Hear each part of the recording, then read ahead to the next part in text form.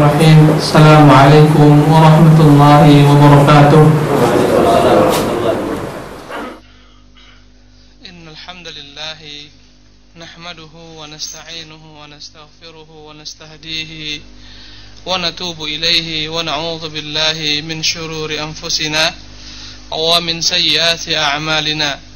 Man yahdihillahu فلا مضل له ومن يضلله فلا هادي له فأشهد أن لا إله إلا الله وحده لا شريك له وأشهد أن محمدا عبده ورسوله الذي لا نبي بعده.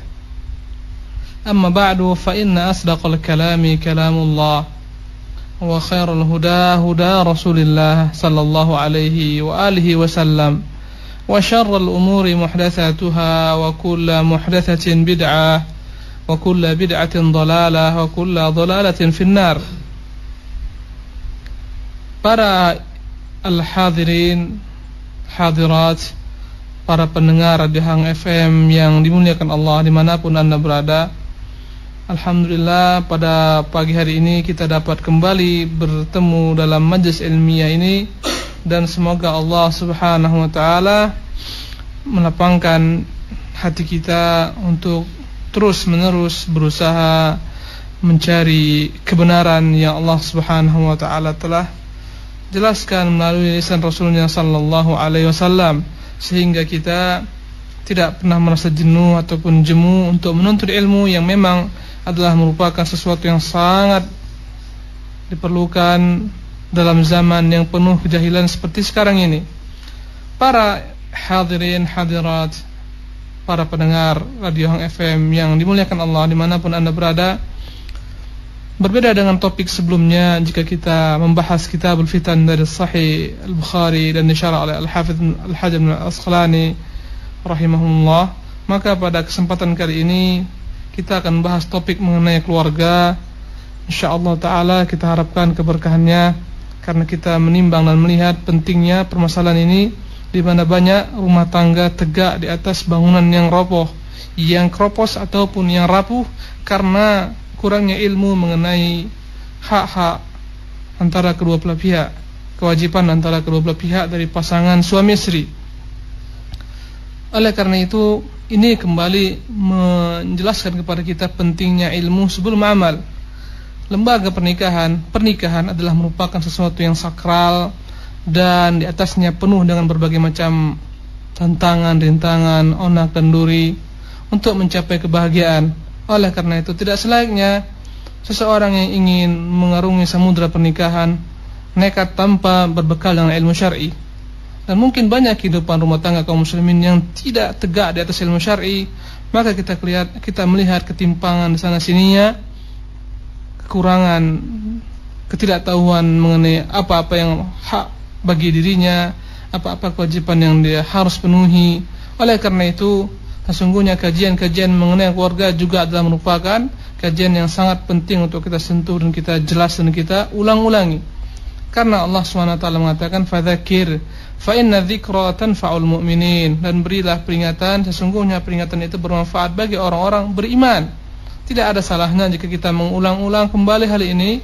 Semoga orang-orang yang lalai kembali mengingat, dan orang-orang yang mengingat kembali dapat semakin mengamalkan apa-apa yang dia telah pahami dari bagian syariat ini. Yang jelas kita harus pahami bersama dan harus kita sepakati bersama betapa sempurnanya agama Allah subhanahu wa ta'ala ini mengatur kehidupan manusia, dari perkara yang terkecil hingga perkara-perkara terbesar. Masuklah dalamnya perkara-perkara mengenai kehidupan berumah tangga. Para hadirin hadirat, para pendengar Hang FM yang dimuliakan oleh Allah subhanahu wa ta'ala, yang akan kita bahas dalam kesempatan kali ini yakni kewajiban-kewajiban apa yang harus dilakukan oleh seorang suami terhadap istrinya. Hal ini sangat penting karena kita katakan sekali lagi, kurangnya ilmu yang ada pada diri kaum muslimin, kurangnya kesempatan mereka menimba ilmu dari sumber-sumber yang benar, yang jelas. Kita melihat begitu sedikitnya kesempatan diberikan oleh kaum muslimin untuk menimba ilmu. Bahkan mungkin sebagian besar mereka hidup tanpa ilmu, hidup hanya dengan kebiasaan, hanya dengan warisan, adat istiadat, tanpa pernah mengetahui benar salahnya apakah boleh diikut atau tidak boleh diikut. Oleh karena itu Islam telah mengatur semuanya, telah membagi semuanya pada porsinya masing-masing. Andai kata kehidupan rumah tangga ingin dibina di atas kebahagiaan hingga akhir hayat, maka hendaklah dibina dengan ilmu yang benar dan pengamalan benar.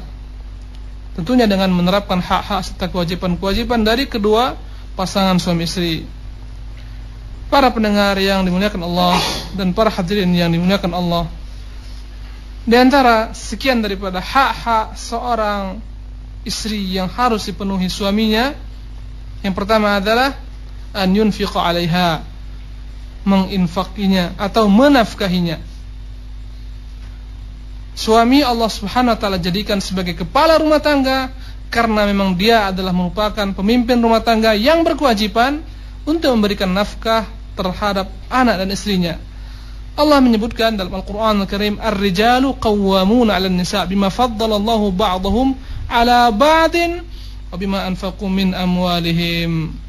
Para lelaki adalah merupakan pemimpin bagi kaum wanita dengan kemuliaan yang Allah lebihkan sebagian atas sebagian lainnya, dan dengan nafkah yang mereka berikan terhadap istri-istri mereka. Dalam Sahih Muslim dari hadits Jabir bin Abdullah, ketika Rasulullah sallallahu alaihi wasallam memberikan wejangan kepada kaum muslimin dalam haji wada dapat khutbah Rasulullah SAW yang sangat berharga, jawami'ul kalim, khutbah yang ringkas mengumpulkan perkara-perkara penting dalam kehidupan kaum muslimin.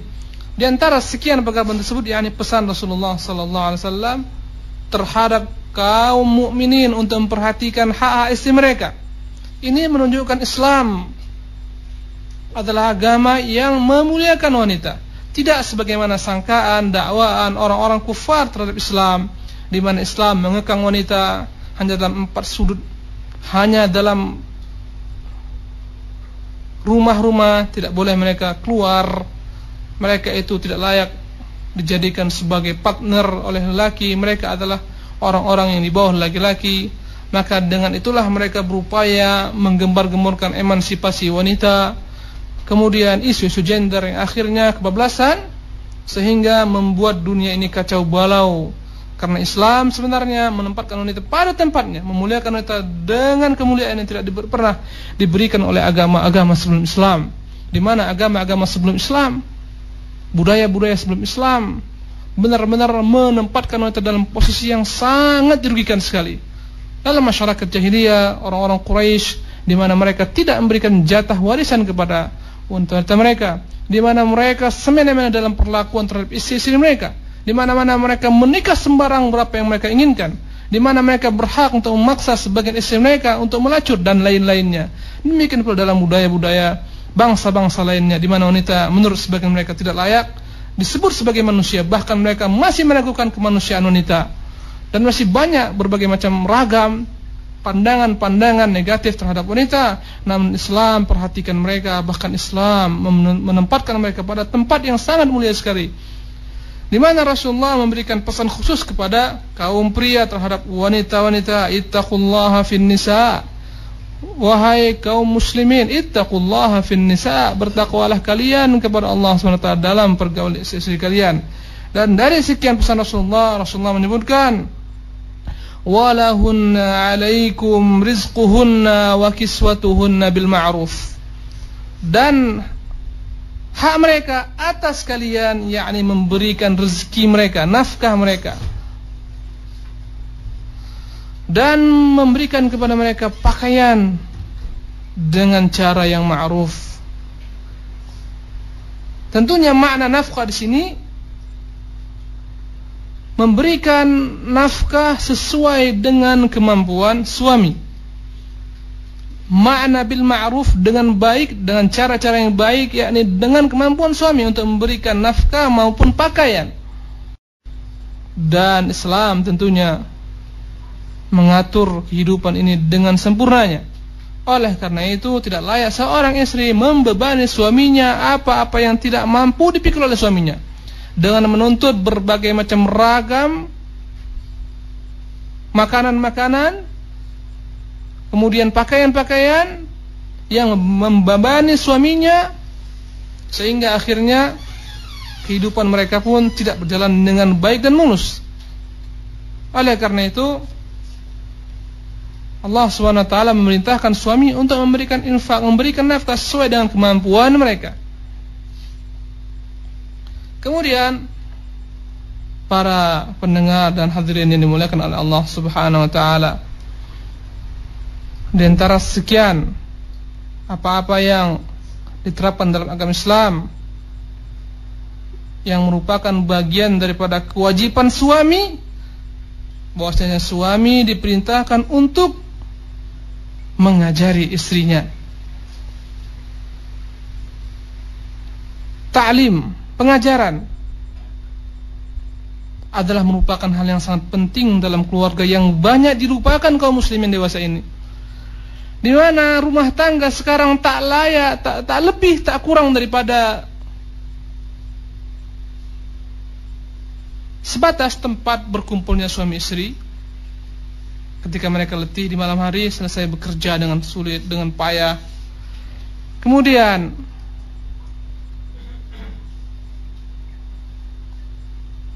mereka pun tidur, istirahat, makan, minum. Kemudian mereka beranak, anak mereka besar, tanpa pernah mereka perhatikan bagian-bagian terpenting daripada kehidupan ini, yakni roh. Mungkin anak-anak mereka tumbuh dengan badan yang besar, yang sehat, tapi tidak pernah mereka bekali dengan roh, dengan ilmu yang bermanfaat, dengan tauhid. Demikian pula istri-istri mereka pun tidak tersentuh dakwah, tidak tersentuh ilmu, di mana mereka mengambil sumber-sumber agama ini dari sumber yang tidak benar, dari televisi, dari majalah, dari hal-hal lainnya. Oleh karena itu kita katakan kepada suami bahwasanya mendidik istri itu adalah merupakan kewajiban yang sangat penting bagi kalian. Yang mana jika seorang suami tidak mengajari istrinya, maka Allah Subhanahu wa taala menganggap dirinya adalah seorang pengkhianat dengan amanah yang Allah telah pikulkan kepada dirinya, ke atas pundaknya.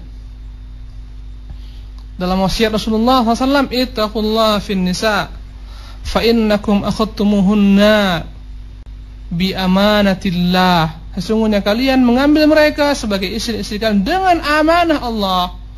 Mereka itu amanah di pundak kita. Maka jika mereka tidak diberikan pengajaran, tidak diajarkan sholat, tidak diajarkan tauhid, maka siap-siaplah suami untuk berhadapan dengan Allah Subhanahu wa taala. Kullukum ra'in wa kullukum mas'ulun an ra'iyati. Setiap kalian adalah merupakan pemimpin dan Allah akan tanyakan tentang apa-apa yang kalian pimpin terhadap rakyat kalian. Kemudian andai kata qaddarullah, Allah takdirkan sang suami memukul istri, dan Islam membolehkan suami untuk memukul istri, walaupun itu bukanlah merupakan terbaik, sebagaimana yang pernah Rasulullah berikan rukhsah kepada kaum pria untuk memukul istri-istri mereka, tapi dengan syarat tidak pada wajahnya, dilarang menampar istri pada wajahnya. Kemudian dilarang pula memukul dengan pukulan yang keras sehingga menyakitkan, karena tujuan pukul adalah mendidik, bukan menyakiti fisik istri kita. Jadi andai kata qaddarullah sang istri tidak mempan dengan nasihat setelah proses panjang, tidak mempan dengan boikot, maka jalan yang Allah berikan setelah itu adalah memukul mereka.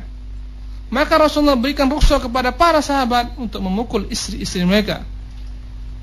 Lihatlah riwayat ataupun athar mengenai salah seorang tabi'in, generasi salaf as-salih, istri seorang tukang kayu, bagaimana khidmatnya terhadap suaminya, di mana sang istri setiap harinya menunggu kedatangan suaminya dengan pakaian yang paling baik yang dia miliki. Ketika sang suami pulang, dia telah hidangkan makanan suaminya, minuman suaminya, kemudian dia perintahkan suaminya untuk makan, dia gantikan bajunya, kemudian dia bawa ketika itu cemeti, dan dia katakan kepada suaminya, wahai suamiku, inilah khidmat yang dapat ku perbuat untuk dirimu, maka ini cemeti, silahkan pukul aku apa-apa yang kau rasakan kurang daripada pelayananku. Masya Allah tabaraka wa ta'ala. Ini istri seorang, bukan seorang raja, bukan seorang pembesar, istri seorang tukang kayu yang tahu dirinya.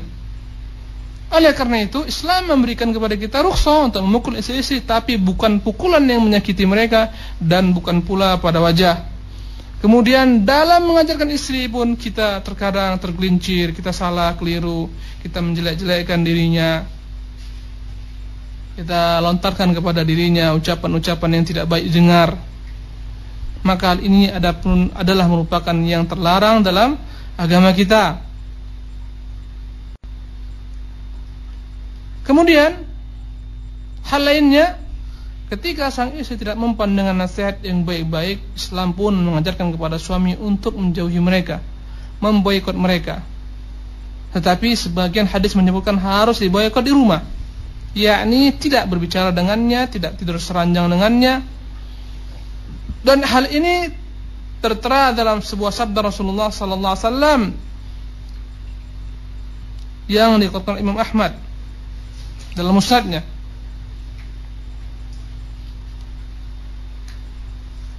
Berkata Imam Ahmad, haddatsana Affan qala haddatsana Hammad ibn Salamah qala anba'ana Abu Qaz'a al-Bahili an Hakim ibn Muawiyah an abihi qala ataitu Rasulullah sallallahu alaihi wasallam al-hadits wa fihi, inti daripada hadis ini, ma haqqu zaujati ahadina alaihi, apa hak istri-istri kami terhadap suami-suami mereka, atau apa kewajiban-kewajiban suami kami terhadap istri-istri mereka.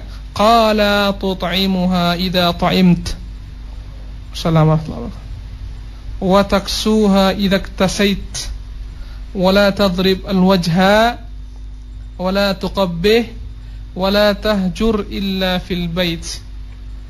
Maka Rasulullah menjawab, tut'imuha idza ta'imta, maka engkau beri dia makan ketika engkau makan.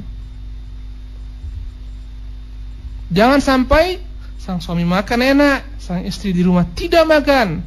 Ini kezaliman. Terkadang sang suami di luar makan di restoran, makan enak, istri di rumah tidak makan. Hendaklah engkau beri dia makan sebagaimana engkau makan. Wa taksuha idza iktasaita, engkau beri dia pakaian sebagaimana engkau pun memiliki pakaian. Tidak layak sang suami memiliki pakaian yang banyak, yang bagus-bagus, istri tidak pernah dibelikan pakaian. Istri tidak pernah dibelikan pakaian. Kemudian wala tadrib al-wajha, wala tadrib al-wajha, dan jangan kau pukul wajahnya. Islam memuliakan wajah. Bahkan dalam perang sekalipun kaum muslimin diperintahkan untuk menjauhi wajah, menghindari wajah. Karena wajah adalah merupakan standar daripada kemuliaan manusia. Oleh karena itu kita dilarang untuk menampar wajah. Wala tuqabbih, dan jangan mengeluarkan kata-kata yang jelek terhadap istri-istri kalian. Wala tahjur illa fil bait, dan janganlah kalian menghajar, memboikot kecuali dalam rumah. Ini adalah merupakan pesan-pesan Rasulullah sallallahu alaihi wasallam yang harus kita amalkan.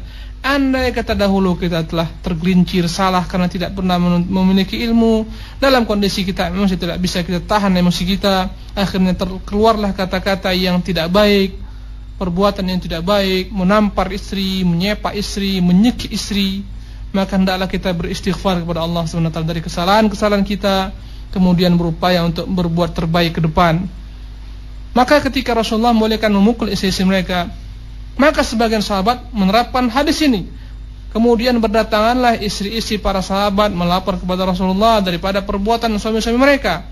Kemudian Rasulullah pun sallallahu alaihi wasallam mengatakan, laisa ulaika bi khiyarikum, mereka itu yang memukul istri-istrinya bukanlah orang terbaik daripada kalian, bukanlah yang terbaik daripada kalian. Dan Rasulullah sallallahu alaihi wasallam menyebutkan tentang kriteria orang terbaik adalah orang yang paling berbuat terbaik terhadap istrinya. Berkata Rasulullah sallallahu alaihi wasallam, khairukum li ahlihi, sebaik-baik kalian adalah orang-orang yang paling berbuat terbaik untuk ahli keluarganya, istri-istrinya. Wa ana khairukum li ahli, dan aku adalah orang yang paling terbaik terhadap istri-istriku sallallahu alaihi wasallam. Betapa mulianya akhlak Rasulullah terhadap istri-istrinya. Itu pun kita lihat dalam sebagian keadaan, ya, berbagai macam hal terjadi di antara istri-istri Rasulullah sallallahu alaihi wasallam, kecemburuan sebagian terhadap sebagian lainnya, namun tidak pernah mengurangi akhlak Rasulullah sallallahu alaihi wasallam. Kemudian para ulama berselisih mengenai masalah memboikot. Apakah diperbolehkan seorang suami memboikot istrinya dengan meninggalkannya di rumah? Hal ini diperselisihkan di kalangan ulama.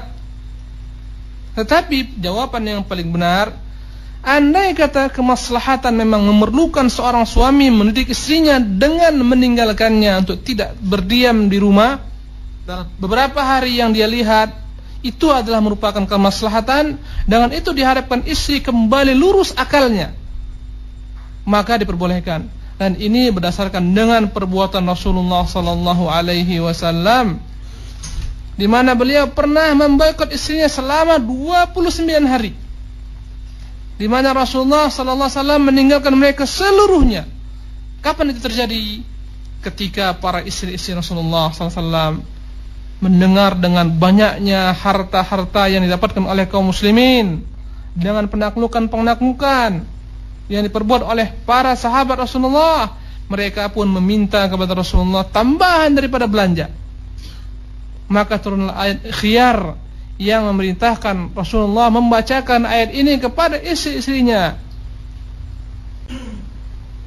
Qul in kuntunna, ya ayuhan nabi, qul li azwajika in kuntunna turidna al-hayata ad-dunya wa zinataha fata'alaina usarrihkunna sarahan jamila. Katakan wahai Nabi kepada istri-istrimu, andai kata mereka, andai kata kalian lebih memilih kehidupan dunia dengan gemerlapnya, maka marilah umatti'kunna wa usarrihkunna sarahan jamila.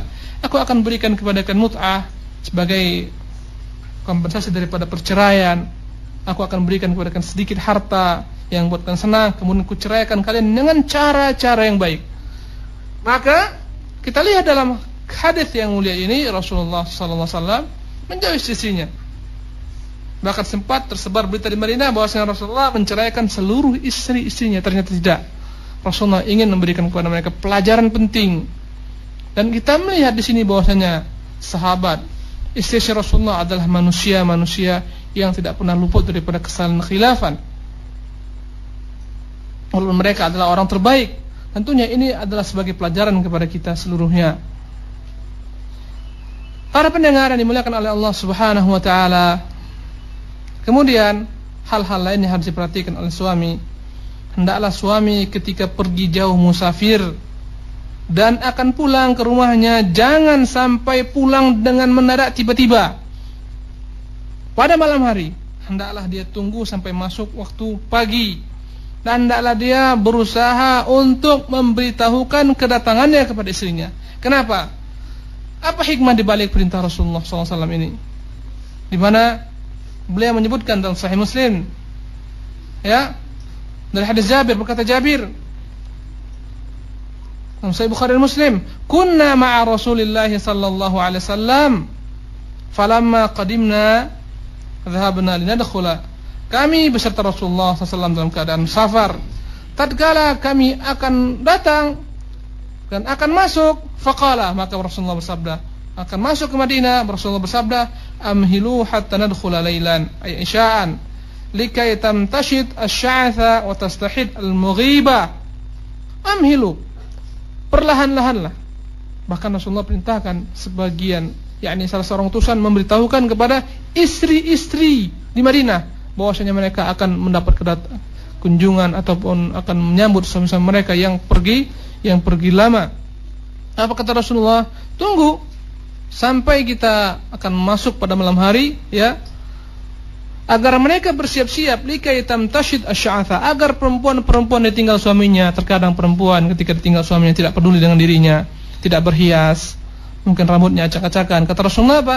Likai tamtashid asy-sya'atha, agar perempuan-perempuan bersiap-siap yang rambutnya kusut masai, tergerai entah kemana, hendaklah mereka urus dengan baik, mereka rapikan. Ya, apalagi sekarang berbagai macam fasilitas yang dapat mendukung hal tersebut, ya, dibasahi, diberi shampoo dan lain-lain, agar suami ketika pulang mereka tidak melihat apa-apa yang dia benci. Kemudian watastahiddal mughibah, perempuan-perempuan yang lama ditinggal suaminya bersiap-siap menghias dirinya, mencukur apa-apa yang diperintahkan oleh syariat untuk dicukur. Dan di sini yakni mencukur bulu kemaluannya, agar intinya apa? Ketika suami datang mereka siap untuk menyambut suami-suami mereka. Dan Rasulullah melarang untuk masuk pada malam hari tanpa memberitahukan terlebih dahulu. Kenapa? Jangan-jangan ketika sang suami datang dia curiga. Kemudian jangan-jangan ketika suami datang dia memergoki istrinya dengan laki-laki lain tidur, na'udzubillahi min dzalik. Dan Islam sangat memperhatikan masalah ini. Ya, oleh karena itu agar tidak terdapat kecurigaan sang suami kepada istrinya, hendaklah diberitahukan kedatangannya kapan. Jangan dipergoki dan jangan sampai dalam kehidupan rumah tangga antara suami dan istri saling gila mencurigai, ya, mencurigai kemudian mengawasi kemanapun suaminya di bawah pantauan istrinya, kemana berangkat sang suami, ya, disebarkan mata-mata. Demikian pula sebaliknya, ya, ini adalah merupakan perkara yang akan merusak hubungan rumah tangga. Apalagi masuk orang-orang ketiga yang ingin hancurnya rumah tangga, maka binasalah mereka. Alangkah banyaknya orang-orang yang disebutkan dalam istilah syariat namam. Assalamualaikum warahmatullahi wabarakatuh. Tukang adu domba. Namam, tukang adu domba. Ya, yang sangat senang akan runtuhnya rumah tangga kaum muslimin. Datang kepada sang suami berkata, "Si fulana berbuat kaita wa kaita, begini dan begitu." Sehingga sang suami curiga. Datang kepada istri suamimu begini-begini. Ya, mengadu domba. Terkadang jika sang suami memiliki istri 2 atau lebih, maka dia berangkat ke istri yang satu. Dia katakan, suami memberikan kepada istrimu si fulana begini-begini, tidak diberikan kepadamu. Berusaha memancing kemarahan sang istri. Suamimu tidak berlaku adil, dia hanya cinta kepada fulana, buktinya sekian. Ini adalah merupakan dosa yang sangat besar. Berkata Rasulullah, la yadkhul jannata namamun, tidak akan masuk surga seorang pengadu domba. La katharallahu amsalahum, jangan sampai Allah perbanyak orang-orang seperti mereka. Fala haula wala quwata illa billah. Alangkah rentannya rumah tangga kaum muslimin tidak dibangun di atas takwa, sabar. Ya, kenapa? Banyaknya syaitan-syaitan dalam bentuk manusia yang akan berusaha menghancurkan, mahlinggai rumah tangga yang mereka bina. Jangan mengadu domba. Wallahul musta'an.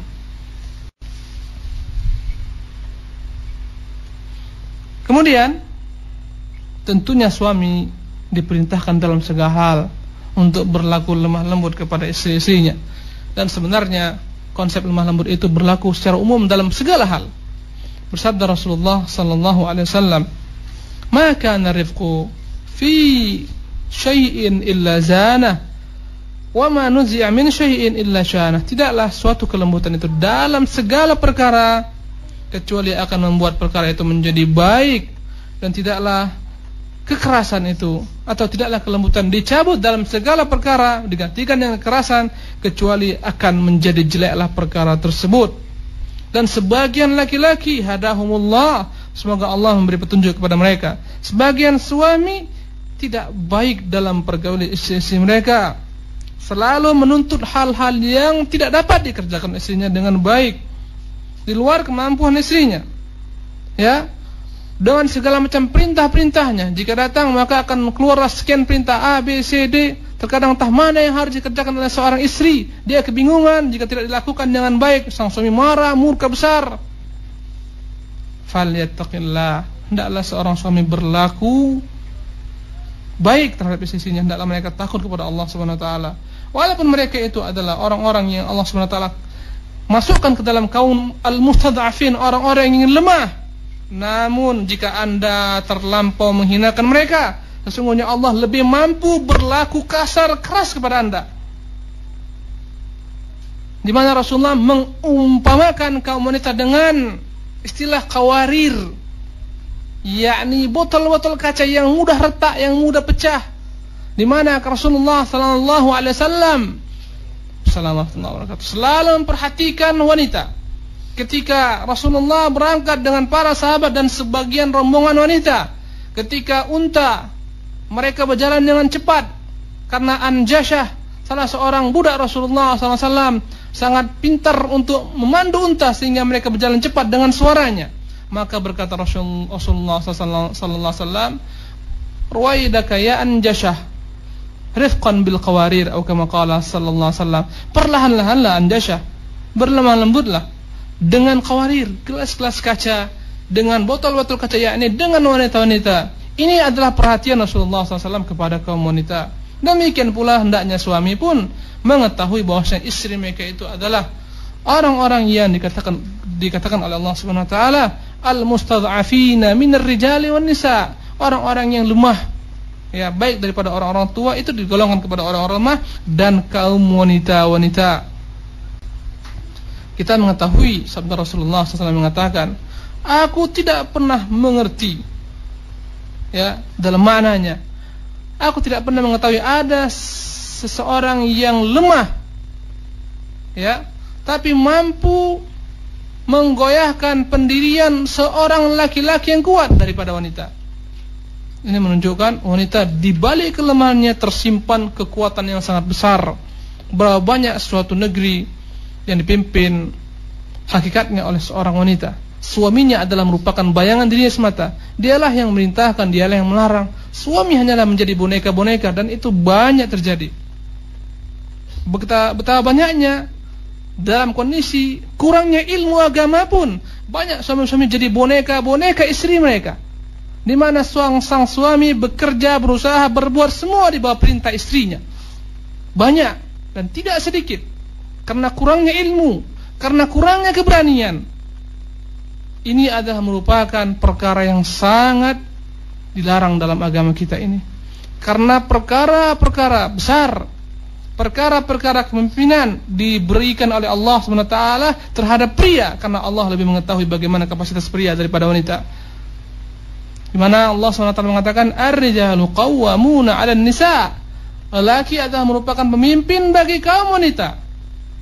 Di mana Rasulullah dalam Sahih Bukhari mengatakan, "Lan yufriha qaumun wallau amrahum imra'atan." Tidak akan dapat mulia suatu kaum yang menjadikan pimpinan mereka seorang wanita. Maka silahkan berikan kendali rumah tangga Anda kepada istri Anda. Siap-siaplah Anda menerima kehancuran tersebut. Dan itu secara pasti. Kenapa? Karena syariat yang berbicara. Syariat yang berbicara.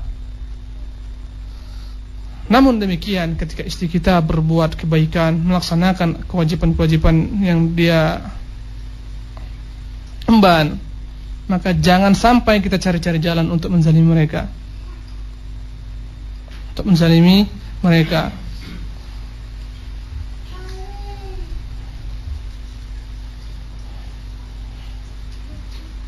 Fala haula wala quwwata illa billah. Bahkan Rasulullah orang yang sangat tinggi akhlaknya, budi pekertinya. Bukan hanya kepada istri beliau, kepada umat Islam pun beliau sallallahu alaihi wasallam begitu tinggi budi pekertinya, begitu sabar, dan tidak pernah beliau membalas dendam karena diri beliau. Tapi jika kehormatan Allah SWT dilanggar, ketika itulah beliau marah. Aisyah menyebutkan, "Ma khuyyira Rasulullah sallallahu alaihi wasallam baina amrayn illa akhadha aisarahuma ma lam yakun itsman." Ini karakter Rasulullah. Tidaklah beliau diberikan dua perkara untuk memilih, maka kecuali beliau akan memilih perkara yang lebih mudah untuk diperbuat dan dikerjakan. Ma lam yakun itsman, selama perkara tersebut bukanlah perkara yang masuk ke dalam dosa.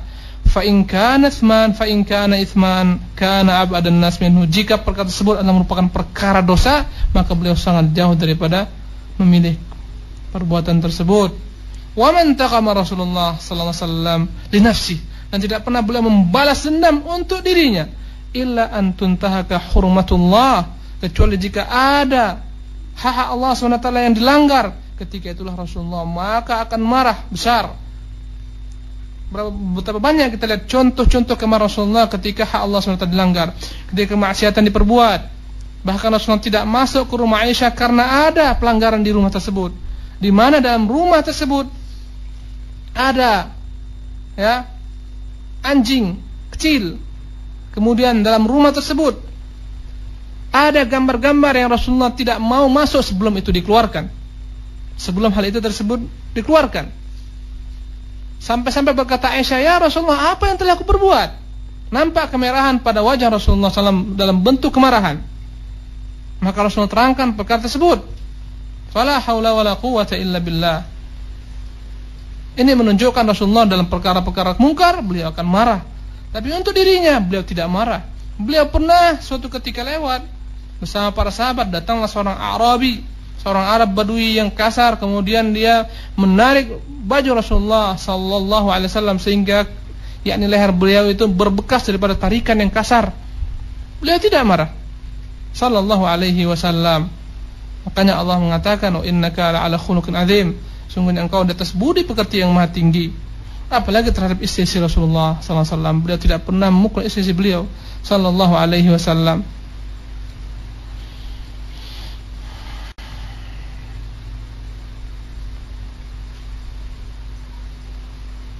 Para hadirin yang dimuliakan oleh Allah Subhanahu wa taala. Adapun perkara selanjutnya, an yu'ashiraha bil ma'ruf, hendaklah suami mempergauli istri mereka dengan cara yang baik.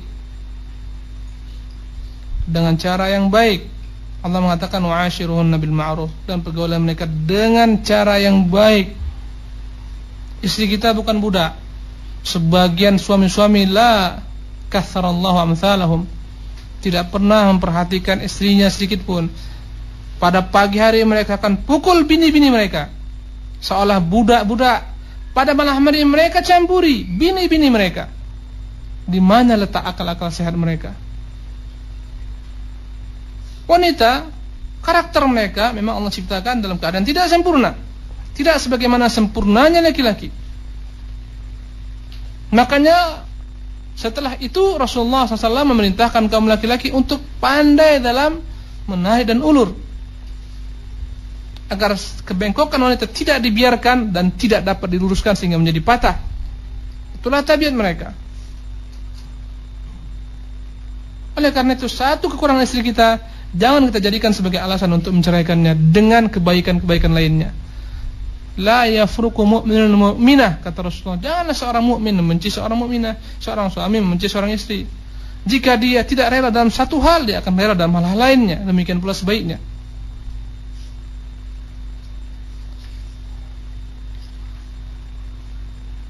Para hadirin yang dimuliakan oleh Allah Subhanahu wa taala.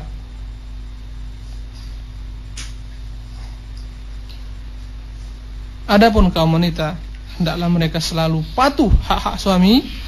Adapun kaum wanita hendaklah mereka selalu patuh kepada suami-suami mereka, tunduk setia kepada suami-suami mereka, ridha dengan suami-suami mereka. Itu hak yang terbesar yang diwajibkan oleh syariat. Bukan suami yang mewajibkan tersebut, tapi syariat Allah SWT. Di mana dalam keadaan sekarang ini ketika ilmu begitu sedikitnya tersebar di kalangan kaum muslimin, banyaknya perempuan-perempuan yang menentang suami-suami mereka, bahkan mungkin mengusir suami-suami mereka,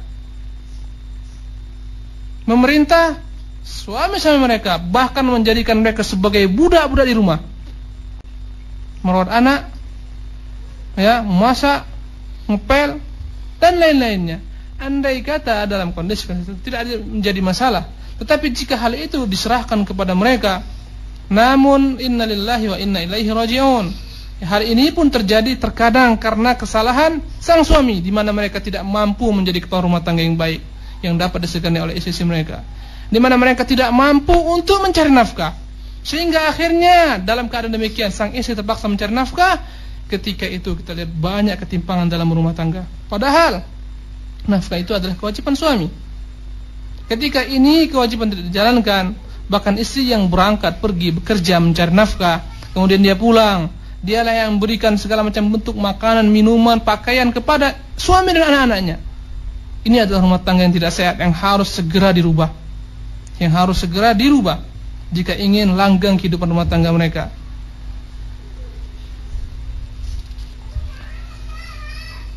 Islam mengajarkan kepada kaum istri bahwasanya suami itu adalah merupakan jalan menuju surga mereka.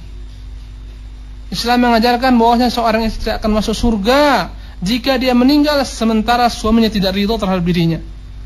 Tidak akan masuk surga. Seorang wanita yang mati, meninggal, wafat sementara suaminya tidak ridho terhadap perbuatannya. Bahkan Islam menunjukkan betapa besarnya kedudukan suami, di mana Allah SWT melaknat para malaikat, melaknat istri-istri yang tidak mau diajak kumpul oleh suaminya, diajak campur keranjang oleh suaminya, tidak mau untuk keranjang diajak oleh suaminya. Mereka terus-menerus dilaknat oleh malaikat hingga subuh atau sampai suami mereka rela. Makanya banyak kita lihat berbagai macam ragam ketimpangan. Karena apa? Karena tidak tahunya kaum wanita apa yang mereka harus perbuat kepada suami-suami mereka. Karena itulah Rasulullah menggolongkan kebanyakan kaum wanita itu akan masuk dalam neraka. Na'udzubillah min dzalik. Kenapa? Yakfurna bil ashir, karena mereka tidak pernah merasa puas dengan suami mereka.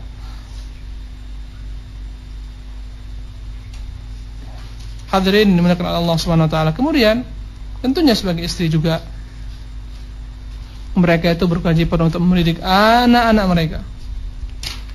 Karena mereka lah sebenarnya yang paling berhak, yang paling diprioritaskan untuk menjaga anak-anak dan mendidik anak-anak. Makanya banyak syair-syair Arab mengatakan bahwasanya kebaikan suatu negeri itu ada pada kebaikan wanita-wanitanya. Kenapa? Karena wanita yang baik akan mengeluarkan generasi yang baik. Wanita yang jelek akan mengeluarkan generasi yang hancur, bobrok. Makanya musuh-musuh Islam akan merusak Islam dengan merusak kaum wanitanya, ditelanjangi mereka, dilepas daripada mereka moral akhlak mereka, sehingga wanita tidak lagi memiliki rasa malu. Ya, ketika rasa malu dicabut dari kaum wanita, maka binasalah suatu negeri. Berkata patah Arab, al-ummu madrasatun idza a'adattaha a'adatta sya'ban tayyibal a'raqi. Ibu adalah merupakan sekolah dasar, sekolah utama, dan jika engkau siapkan dia, engkau akan menyiapkan bangsa besar. Maka Islam sangat peduli dengan kaum wanita. Berapa banyak hadis-hadis menunjukkan keutamaan seorang yang diberikan Allah amanah memiliki anak wanita. Dia didik, 2 orang anak wanita yang dia didik, dia asuh, kemudian akhirnya sampai besar, sampai dia nikahkan. Allah akan berikan baginya kemuliaan dengan surga Allah Subhanahu wa taala. Di mana sebelum Islam melecehkan wanita, maka Rasulullah kembali diberikan Rasulullah SAW keutamaan mengasuh anak-anak wanita. Batara mengatakan al-ummu ustadzul asatidatil ula syaghalat ma'athiruhum madal afaq. Ibu adalah merupakan guru pertama dari sekian guru-guru yang akan didapati dan dijumpai oleh manusia, yang mana akan tersebar dampak daripada pengajaran mereka di mana-mana. Maka jika ibu-ibu rusak dari sekarang, na'udzubillahi min dzalik, berusaha orang-orang kafir mengelabui kaum muslimin, merusak kaum muslimin dengan merusak kaum wanitanya. Perhatikan media-media, koran-koran, majalah, tabloid, merusak kaum wanita, penyuruh-penyuruh kepada emansipasi wanita, gender, menghinakan kaum wanita. Lihatlah sekarang wanita jadi komunitas, ya, wanita menjadi alat untuk melariskan usaha-usaha bisnis, iklan dan lain-lainnya. Lihatlah iklan-iklan di TV, bagaimana wanita dijadikan sebagai sesuatu dagangan yang sangat dihinakan sekali. Namun banyak kaum wanita yang merasa dirinya mulia dengan berbagai macam ragam acara-acara, Miss Universe, ratu ini, ratu sejagat, la haula wala quwata illa billah, memamerkan kecantikan fisik mereka.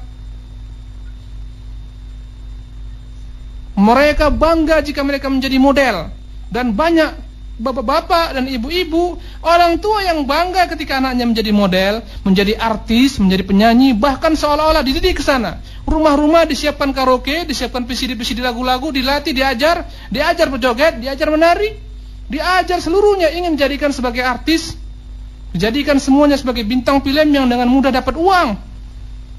Padahal mereka tahu bagaimana kehidupan selebritis bintang film, Orang-orang fasik dari kalangan mereka yang tukar ganti pasangan, selingkuh sana selingkuh sini, tiba-tiba sudah hamil dan punya anak, kemudian disebutkan kami kawin, tidak memberitahukan, segala macam.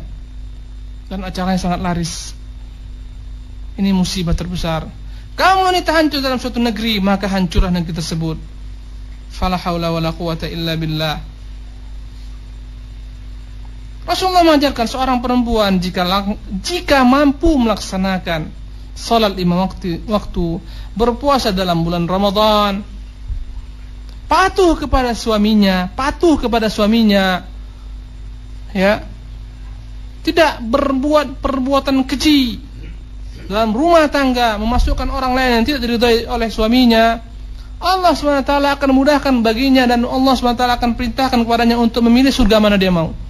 Menunjukkan begitu sederhananya seorang wanita itu untuk mencari ridha Allah SWT. Apa ridha Allah yang akan didapatkan? Apa jalannya? Suami-suami mereka.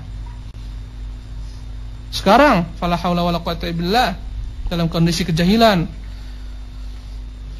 nasallallahu alaihi wasallam, kecemburuan yang tidak pada tempatnya. Banyak kaum wanita rela, ya, sangat rela jika sang suaminya itu melacurkan diri. Na'udzubillah min dzalik. Jangan jadikan dirinya sebagai wanita yang memiliki tandingan. Bahkan sebagai wanita, gara-gara mencari perhatian suaminya agar suaminya mencintai dirinya, membenci istri-istri yang lainnya, agar suaminya selalu cinta kepadanya, patuh kepadanya, datang ke dukun, berbuat perbuatan yang mengeluarkan diri daripada agama Allah SWT. Dan itu banyak. Ya, iklan-iklan sekarang laris. Kenapa? Laris jangan iklan perjodohan, iklan supaya suami sayang, suami itu cinta. Laris diperbodoh oleh orang-orang yang jahil, oleh paranormal yang sebenarnya adalah perusak dunia dan akhirat. Laris mereka. Kenapa? Karena kebodohan. Berdatanganlah buram-buram yang kaum wanita datang, minta pelet, minta pekasih dan lain-lainnya. Ya, suami mereka patuh tunduk. Fala haula wala quwata illa billah. Nas'alullah al-afiyah. Para hadirin dan pendengar FM yang dimuliakan Allah Subhanahu wa taala, demikianlah kajian singkat yang dapat kita sampaikan pada hari ini. Semoga kajian ini bermanfaat untuk kita semuanya, dan tentunya ini dalam rangka fadzakir fa inna dzikra tanfa'ul mu'minin. Berilah peringatan, semuanya peringatan itu bermanfaat bagi orang-orang beriman. Dan kajian-kajian seperti ini sangat layak untuk diperbanyak, sehingga rumah tangga yang dibina kaum muslimin tegak di atas syariat Islam yang akan melahirkan keturunan-keturunan yang baik, yang saleh-saleh, istri-istri yang saleh dan lain-lainnya. Aqulu qouli hadza wa astaghfirullah li wa lakum. Wa sallallahu wasallam baraka ala nabiyyina Muhammad. Assalamualaikum warahmatullahi wabarakatuh.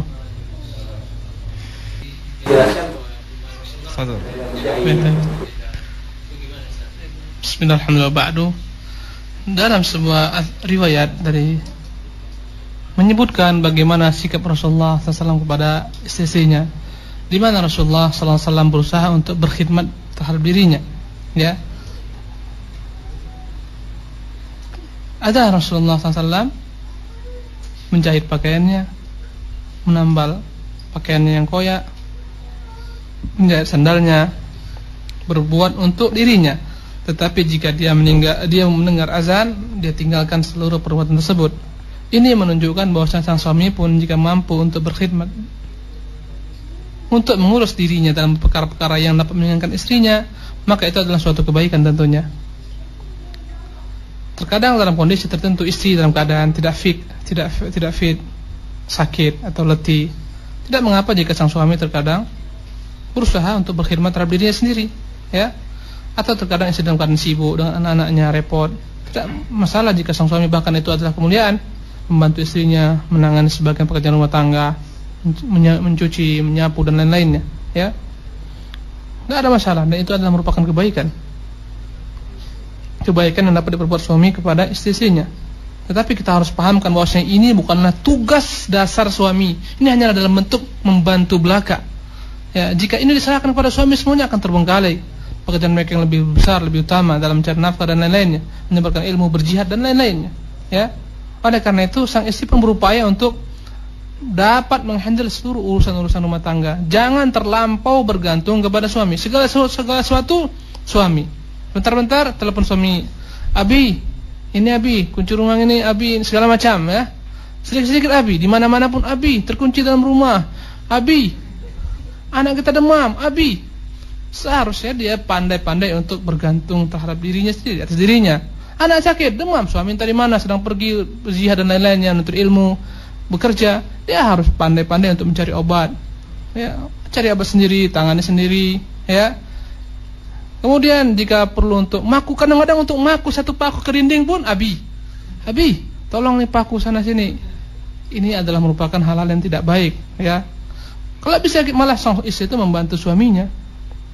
Kalau usaha-usaha yang dapat dia perbuat yang tidak dilanggar syariat, di rumah membantu suaminya, ya, dalam perbuatan-perbuatan yang melanggar syariat. Ya, itu yang seharusnya diperbuat seorang istri. Jangan terlalu banyak menuntut ini dan itu. Tetapi tidak masalah, bahkan itu kebaikan jika sang suami selalu perhatian kepada istrinya, membantu. Tak apa, sekali-sekali ketika libur kita pada hari Minggu, pada hari Sabtu, ya, jika sang suami masak, mencuci dan lain-lainnya, tidak ada masalah, dan itu membuat istri bahagia. Jika tidak mampu dan istri repot, ya silakan kita berupaya untuk membantu istri beli keperluan-keperluan yang dapat memudahkan istri, ya. Mesin cuci, nggak mampu nyuci, belikan mesin cuci, ya kan? Atau carikan tukang cuci. Tak mampu menyetrika, carikan tukang setrika, kan begitu. Itu konsekuensi ketika sang istri memang mungkin direpotkan dengan anak-anaknya. Ya. Wallahu a'lam bishawab. Itu yang pertama. Yang kedua, apa hukum seorang istri minta cerai? Seorang istri yang menuntut kepada suaminya cerai tanpa ada uzur syar'i, ada hal-hal yang ditoleransi oleh syariat, maka sang istri berdosa. Bahkan Rasulullah pernah memberikan kecaman, perempuan manapun yang meminta kepada suaminya perceraian tanpa ada uzur, dia tidak akan mencium baunya surga. Tidak boleh.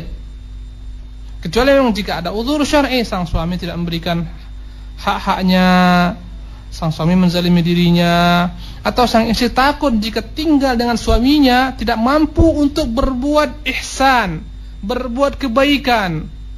Sebagaimana pernah salah seorang perempuan datang kepada Rasulullah, "Ya Rasulullah, suamiku aku tidak mengadukan kepadamu karena kurangnya ibadahnya, kesalahannya. Dia saleh, dia ibadah. Tapi satu, aku tidak menyukainya ya Rasulullah. Dan aku takut jika tinggal besertanya akan kufur kepada Allah Subhanahu wa taala." Maksudnya tidak mampu berbuat yang terbaik untuk dirinya karena aku tidak menyukainya. Kata Rasulullah, "Maukah kau kembalikan mahar yang diberikan kepadamu dalam bentuk kebun?" Ya Rasulullah. Akhirnya Rasulullah pun memerintahkan suaminya untuk menceraikannya. Ini sesuatu yang ditoleransi dalam syariat.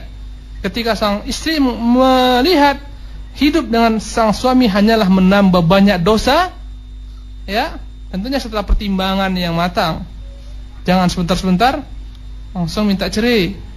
Makanya diberikan hak untuk menjatuhkan cerai itu kepada suami. Jika diberikan hak kepada istri, maka Masya Allah terjadi kerusakan yang besar. Wanita selalu mendahulukan perasaan, bukan dengan akalnya. Maka tidak berlaku dalam Islam jika perempuan mengatakan kepada suaminya, aku ceraikan dirimu. Tidak berlaku dalam Islam. Itu hanya hak suami saja. Wallahu a'lam bishawab. Yang ketiga, apakah ada ketentuan bahwa seorang istri harus di rumah? Prinsip dasarnya, ini hukum asal, wanita itu di rumah. Siapa yang menyuruh? Siapa yang merintahkan? Allah Subhanahu wa taala. Apa dalilnya? Dalam surah Al-Ahzab, "Waqarna fi buyutikunna wa la tabarrujna tabarrujal jahiliyatil ula." Dan hendaklah kalian berdiam di rumah-rumah kalian dan jangan pamer perhiasan, bertabarruj sebagaimana perilaku orang-orang jahiliyah terlebih dahulu. Oleh karena itu Islam ingin supaya ada pembagian tugas. Maka mengurusi masalah-masalah intern di rumah anak yang akan dijadikan sebagai generasi penerus, itu adalah merupakan jatah istri untuk mendidiknya, mengajarinya. Masalah pekerjaan rumah tangga, memasak, mencuci dan lain-lainnya, itu pekerjaan istri. Ya, di mana suami bekerja di luar rumah, masalah ekstern. Ya, Islam membagikan hal ini masing-masing pada porsinya. Ketika sang suami pulang pada sore hari dalam keadaan letih, lesu, segala macam perbuatan yang diperbuat di luar, sampai di rumah dihibur oleh istrinya, diberikan minuman, disiapkan makanannya, pakaian. Ya, ini hukum asalnya. Oleh karena itu, ya, hendaklah kaum mukminat maksud saya, para istri-istri kembali kepada tugas awal mereka, ke rumah, kembali ke rumah. Ya, bukan malah berusaha gimana supaya saya bisa masuk kerja di PT ini, PT itu. Ya, meninggalkan rumah, terkadang anak terlantar, siapa yang ngurus? Terkadang dipanggil dari Jawa sana bapaknya, ibunya, ini asuh cucumu, dia pergi suami istri. Ya, bekerja, pulang kadang-kadang malam hari, kadang-kadang shift malam, pulang pagi hari. Anak-anak disusui oleh susu sapi. Terbengkalai. Kita melihat banyaknya dampak dekadensi moral daripada anak-anak muda kita sekarang karena kurangnya perhatian orang tua. Bagaimana mereka memberikan perhatian? Bapak sibuk dengan bekerja di luar, ibu pun turut sibuk di luar. Siapa yang memberikan perhatian? Maka guru di rumah TV itu jadi gurunya, VCD itu jadi gurunya, game-game itu jadi gurunya, lingkungan jadi gurunya. Ya, terkadang pembantu yang memang itulah yang terbaik dalam rumah itu. Dari segalanya pembantu lah yang mungkin nggak pernah belajar, nggak pernah sekolah, nggak tahu ABC, itu yang jadi guru anak-anaknya. Dia rela. Di luar penampilannya, dandanannya necis, wangi, masya Allah Taala, rapi. Di rumah berantakan anak-anaknya. Oleh karena itu hukum asalnya perempuan di rumah. Mereka tidak boleh keluar rumah kecuali memang ada kebutuhan, kepentingan di dalam syariat. Contohnya berbelanja. Ya.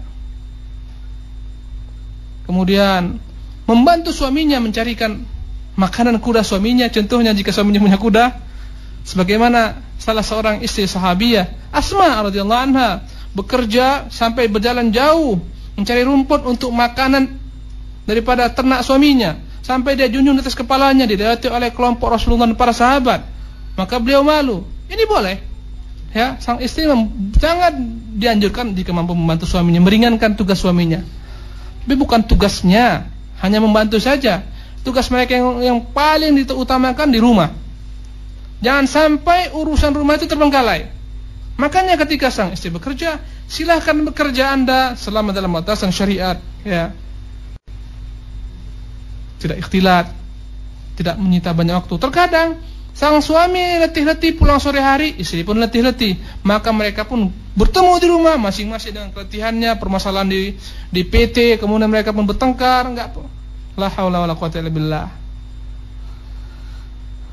Kalau mau bekerja silakan bekerja pekerjaan yang tidak banyak membuang waktu di luar rumah. Silakan bekerja di rumah. Masih banyak pekerjaan yang dapat diperbuat oleh kaum muslimah di rumah-rumah mereka. Oleh karena itu, hendaklah mereka banyak belajar keterampilan-keterampilan, menjahit, memasak dan lain-lainnya.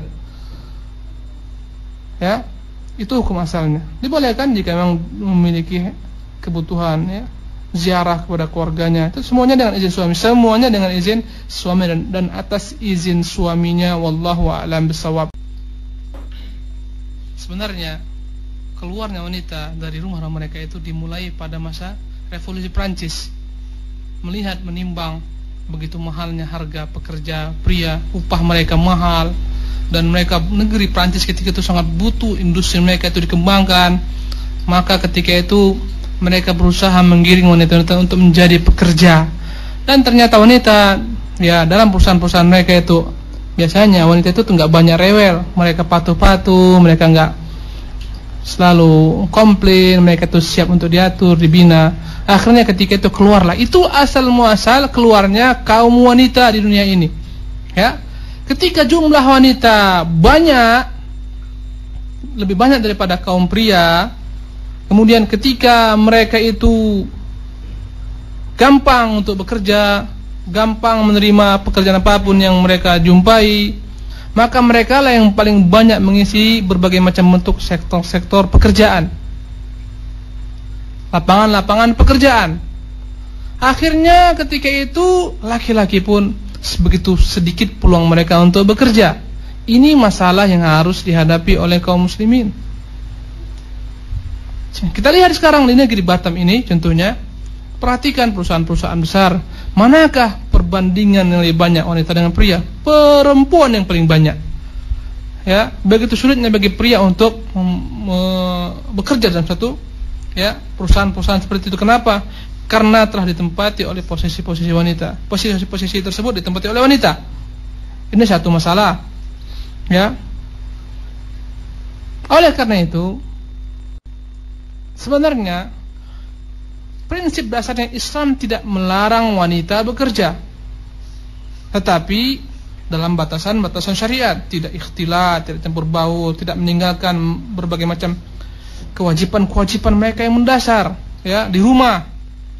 Oleh karena itu, upayanya hendaklah kita mendidik anak-anak putri kita, perempuan-perempuan kita untuk mahir dalam bidang-bidang tertentu yang tidak banyak mengecimpungkan mereka di dunia luar rumah. Ini harus diperbanyak. Keterampilan-keterampilan seperti buat kue, masak-memasak, itu keterampilan sangat penting, ya. Usaha-usaha di rumah banyak bisa kita kembangkan. Home industry itu tempat yang paling baik, jahit-menjahit dan lain-lainnya. Ini yang harus disentuh oleh kaum wanita, sehingga membuat mereka itu dapat mengontrol anak-anak mereka. Tetapi sekarang sayangnya, ya sebagaimana tadi kita sebutkan, sang istri bekerja di rumah, kemudian lahan pekerjaan, lapangan pekerjaan itu telah dipenuhi oleh kaum wanita, sangat sedikit peluang pria. Terpaksa sang suami di rumah, dan kadang terpaksa sang suami di rumah, dia yang masak, dia yang cuci, dia yang ngurus anak, nyusui anaknya, tentunya dengan susu sapi. Ya, akhirnya sang ibu istri bekerja di luar. Kadang-kadang yang lebih azabnya lagi, sang suami pun tidak mau tahu. Ya, makanya kadang-kadang kita melihat sangat kasihan kaum wanita, dan mereka adalah wanita-wanita perkasa, ya. Di mana pagi hari mereka telah menyiapkan sarapan segala macam, mencuci pagi hari, mungkin jam 4 jam 3 udah bangun. Setelah selesai semua kelar urusan rumah tangga, pergi kerja. Suami ongkang-ongkang kaki di rumah, tak mau tahu. Terkadang dalam kondisi seperti ini pun muncul egoisme suami. Ketika dia mengetahui dirinya dalam keadaan tidak mampu memberikan nafkah, maka dia ingin menutupi kekurangannya dengan berlaku kasar kepada istrinya. Dia seolah seorang raja yang harus ditakuti, kemudian menjadi sombong, arogan kepada istrinya, dan ini banyak untuk menutupi kekurangannya. Dan tidak sedikit pula ketika pekerjaan itu ada di tangan istri, menjadi problem besar. Sang istri merasa berkuasa. Ketika itu dia lagi tidak mau dipandu oleh suaminya, sehingga rumah tangga pun tidak akan berjalan dengan benar. Ya, Allahul musta'an. Yang jelas tentunya dicarikan solusi. Bagaimana supaya sang suami itu mampu menjadi kepala rumah tangga yang baik, mampu untuk menafkahi anak istrinya. Tentunya sang istri berusaha. Ya, jika sang istri memang memiliki kepandaian dan dia memiliki gaji besar, berupaya untuk menyisakan sedikit dari gaji tersebut untuk modal sang suami, untuk bekerja, untuk usaha dan lain-lain. Yang jelas ini kaidah, jika sang suami mau bekerja, pasti akan dapat pekerjaan. Pasti saja. Mau bertawakal kalau dari rumahnya, insyaallah ta'ala akan Allah berikan kepadanya rezeki. Jangankan sang suami, manusia yang memiliki akal, burung pun jika bertawakal, kata Rasul dalam hadis yang diriwayatkan Ibnu Majah, hadis sahih, "Lau kuntum tatawakkaluna 'ala Allahi kama tawakkalut tayru la razaqakum." Andai kata kalian bertawakal sebagaimana bertawakalnya burung, Allah pasti akan memberikan rezeki kepada kalian. Ya qadukh himasan wa yaruhu bitanan. Pergi pada pagi hari dalam keadaan perutnya kosong, sore hari pulang dalam keadaan perutnya kenyang. Ini burung bertawakal, dia berusaha. Tapi jika sang suami enggak berusaha, banyak tidur di rumah, ya, dia hanya memperluas lahan tidur, menghitung atap aspes, berapa panjang kamar ini, berapa kali berapa, banyak menghayal. Ini suami-suami yang celaka. Suami-suami yang harus memperbaiki diri mereka sendiri jika mau dihormati sebagai pemimpin rumah tangga yang baik dan benar. Gampang sekali sebenarnya untuk berbuat, dan kalau kau mau, terkadang seorang gengsi dengan berbagai macam ragam atribut yang mereka miliki. Kita melihat banyak orang-orang tidak memiliki sekolah tinggi, dengan modal sekedarnya saja 50.000, 70.000, mereka mampu untuk memberi nafkah anak istri mereka. Beli buah-buahan, mereka potong-potong kecil-kecil, mereka masukkan ke dalam plastik, mereka cari bambu, mereka pikul buah. Pada sore hari mereka pulang bawa 50.000, 60.000, 70.000. Sederhana. Untuk hidup sederhana sekali sebenarnya. Kenapa kita masih pusingnya? Cumanya ya terkadang gengsi dan lain-lain itu yang menjadi masalah. Ya, wallahu a'lam bishawab. Bismillah, alhamdulillah, ba'du. kewajiban memberi nafkah itu bukan pada pundak istri. Ketika istri pun memiliki harta, memiliki pekerjaan, ya, pada prinsipnya harta yang dimiliki istri itu haknya, mau dia buatkan kemana. Kalau andai kata sang istri mengatakan ini semuanya milikku, tidak aku berikan kepadamu, minta jatah makanku, maka sang suami wajib untuk memberikan nafkah makannya, tempat tinggal. Itu kewajiban suami, bukan istri. Walaupun demikian kita katakan istri sendiri bekerja dengan izin suami, ya. Tidak boleh seorang perempuan keluar rumah tanpa izin suami. Ketika istri bekerja, contohnya dia menjahit dan lain-lain, ya, usaha, dia buka kios, dia buka usaha, ini seharusnya didukung oleh suaminya, didukung oleh suaminya. Ya, mungkin saja sang istri yang menjahit di rumah, suami bagian pemasaran, dia mengembangkan usaha istrinya, memasarkan dan lain-lain, cari orderan. Yang penting bekerja sama, ya. Jangan sampai pekerjaan itu semuanya diserahkan kepada istri. Udah dialah yang mencuci, memasak, segala macam, ya, urusan-urusan rumah tangga, ya. Kemudian dia pula harus menanggung beban rumah tangga. Ini adalah merupakan kezaliman. Tapi insyaallah ta'ala jika mereka berunding, sama-sama ingin kebaikan, insyaallah ta'ala akan dapat dipecahkan problem seperti ini. Yang jelas tidak akan pernah hilang kewajiban nafkah, memberikan tempat tinggal, pakaian kepada istri dari suami, tidak pernah hilang. Karena itulah mereka jadi suami. Kalau enggak, lebih baik ganti aja lah, lebih baik dia yang jadi istri, istrinya jadi suami. Allahu a'lam bishawab. Saya ingin tanya kepada Ustadz, apabila misalnya seorang istri sebelum menikah dengan seorang suami, dia sudah mendapatkan harta warisan dari orang tuanya, kemudian selama ini dia juga sudah bekerja sehingga dia sudah memiliki katakanlah harta benda, kemudian setelah jadi seorang istri dia juga sudah bekerja, kemudian dia mendapatkan penghasilan. Apakah bagaimanakah hukumnya? Apakah diperbolehkan terjadi percampuran harta laki-laki dengan wanita, dan apakah sang suami juga boleh katakanlah menikmati hasil dari harta wanita itu? Ya. Jazakallahu khair. Bismillahirrahmanirrahim. Ada seorang wanita, dia itu punya harta warisan dari orang tuanya, punya ruko, punya sawah, punya ladang, contohnya kan. Kemudian dia pun bekerja, punya uang dan segala macam yang dia miliki. Kemudian menikah dengan seorang laki-laki. Kemudian timbullah pertanyaan, apakah sang suami itu boleh menikmati harta yang dimiliki istrinya? Kita katakan boleh jika sang istri memang memberikan, ya. Jika sang istri mau berbagi tidak ada masalah, itu haknya, ya. Boleh saja. Bahkan yang jika suami fakir dan sang istri ingin berbakti kepada suami, mencari ridha Allah Subhanahu wa taala, dan dia berinfak kepada suaminya, membantu suaminya, membantu usaha suaminya, ini adalah merupakan perbuatan yang terpuji. Dan ini pernah dilakoni oleh salah seorang sahabiah, di mana dia membantu suaminya, ya. Tentunya semuanya Islam itu ingin kebaikan. Jangan sampai hari ini malah membuat sang suami malas, berleha-leha, santai, akhirnya dia enggak mau kerja. Istriku kaya, dia punya penghasilan, ini musibah terbesar. Hanya dalam bentuk bantuan saja, ya.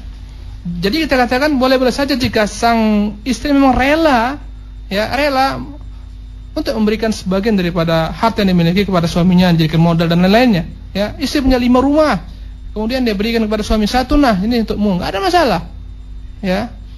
Yang penting dengan kerelaan, dan jangan sampai dengan tidak rela. Mentang-mentang suami dia paksa, mana rukomu di tempat si fulan itu untukku.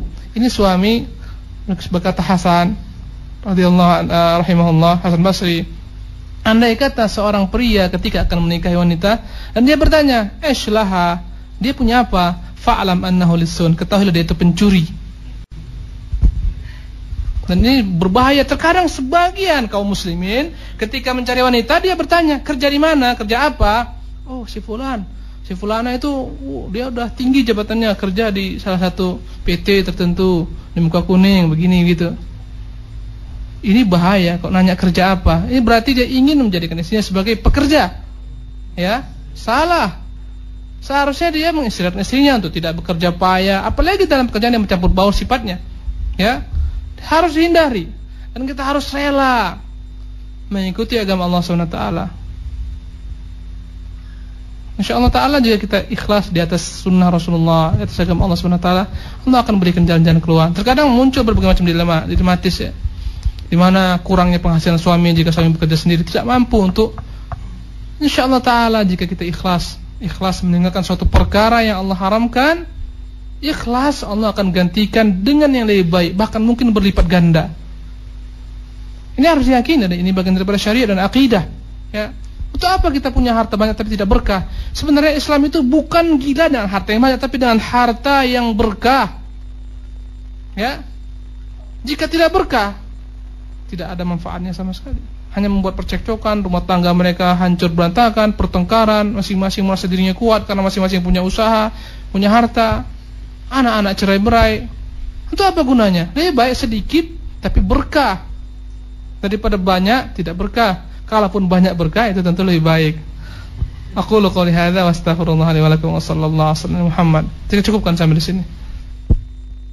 Bismillahirrahmanirrahim.